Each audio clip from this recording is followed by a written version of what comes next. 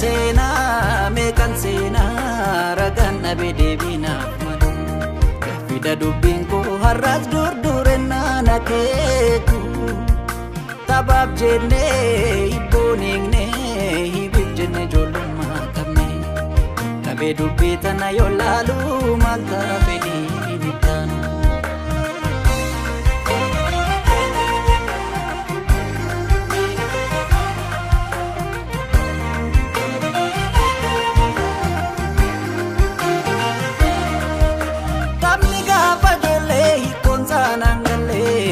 Fi qalbii raana olcha ana borran beeku waa foolan keeku beeka fi hayyuun waa gumacha hibboo fi bibjenne gaafa deebii dhabne biyya naaf kenni maaltu fide tapha yaadaa sammuu waan shakkuuree namuu galma gaafataan hibboon edee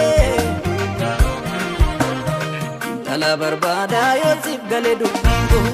kunan badaasu maali dhabu'aanko fedha gaafataadhaame akkamitti ilaalte biyya keenaaf laaddu yoo deebii wallaalte beekatu wallaala beekumsa madaala salaatti dhiisee kan fedhesisaama handhuraa booda lafumaa ol kaane biyya meeqa ormaaf qaba keessa laalle dhibboonichi xiidhaa fageessi hubadde ani taphaa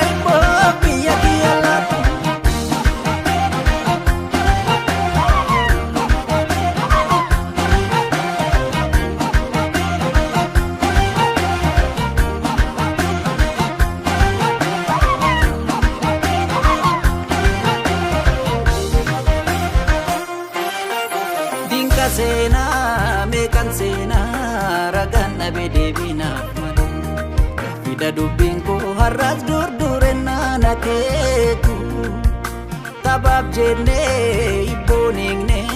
hibiif jenne ijoollummaa qabne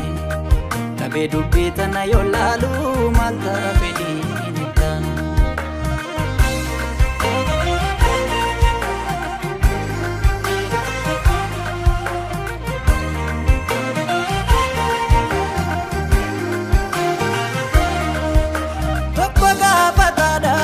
Deebisada miira dorgommii deebii dhabee nu fakkeesse gowwaa biyya laachuun ormaa gaafa si taphan kan jalqabee gaafatan yoo hundaa labsee olaantummaa siyaasa dhoksaadhiin qallabaa karaa kootiin shittoon karaa keetiin shittoon hibboodha mataan sheetuu sabaa beeka fuulleen of beekumsa gummaata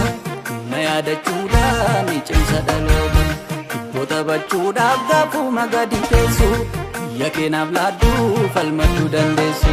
beekatu wallaala beekumsa madaala salaatti